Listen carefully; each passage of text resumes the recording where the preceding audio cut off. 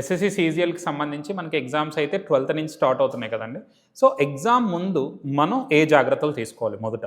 So ఎగ్జామ్కి వెళ్ళేటప్పుడు అండి, అంటే బిఫోర్ డే ఏదైతే ఉంటుందో ఎగ్జామ్కి ముందు రోజు, అంటే ఇప్పుడు సపోజ్ 12th ఎగ్జామ్కి వెళ్ళేవారు ఎవరైతే ఉన్నారో వాళ్ళు 11th నండి ఎటువంటి మళ్ళీ చదవడం అవన్నీ చేయకండి.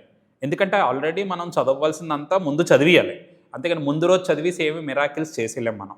సో బిఫోర్ డే ఎప్పుడూ కూడా మనం చాలా ప్రశాంతంగా ఉండాలి. సో మోస్ట్లీ అండి ఇంటి దగ్గరే ఉండి సో జస్ట్ అలా టైంని పాస్ చేయాలి.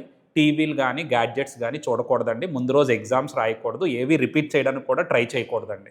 ఎందుకంటే కాంపిటేటివ్ ఎగ్జామ్స్కి కావాల్సింది పీస్ఫుల్ ఆఫ్ మైండ్.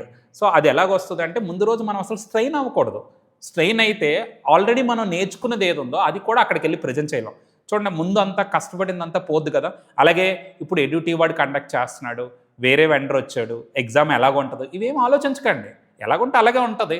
సో అక్కడేం పెద్దగా మారిపోయేది ఏముండదు. మనం ఎగ్జామ్కి వెళ్ళి బాగా రాయాలంటే బిఫోర్ డే చాలా ప్రశాంతంగా ఉండవలసింది చాలా చాలా ఇంపార్టెంట్ అండి. కాబట్టి మంచి ప్రాపర్ స్లీప్ కావాలి. మినిమం 8 hours స్లీప్ ఉండాలండి ఎగ్జామ్ ముందు రోజు మీకు. అలాగే లైట్ ఫుడ్స్ తీసుకోండి. అలాగే హెవీ ఫుడ్స్ తీసుకోకండి. బిర్యానీలు, చికెన్లు ఇలాంటివన్నీ తినకండి. మంచి వెజిటేబుల్ ఫుడ్ కానీ లైట్ ఫుడ్ కానీ మీరు తినేసి హ్యాపీగా కానీ ఉంటే నెక్స్ట్ డే మీరు అనుకున్న దానికంటే ఖచ్చితంగా బాగా ప్రజెంట్ చేయగలుగుతారు.